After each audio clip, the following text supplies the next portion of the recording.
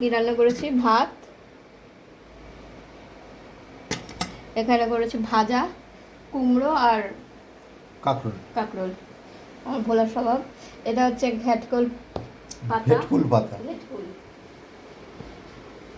শুদ্ধ করে মানে কচু পাতার মতনই একটা হ্যাঁ, সে পাতা। তো হ্যাঁ বন্ধুরা খায় জানি। হুম। ঘেটকুল পাতা। এই এদিকে যেন মাছটা একটু ঘুরে রেখেছি আমি। এটা হচ্ছে পুঁটি মাছ।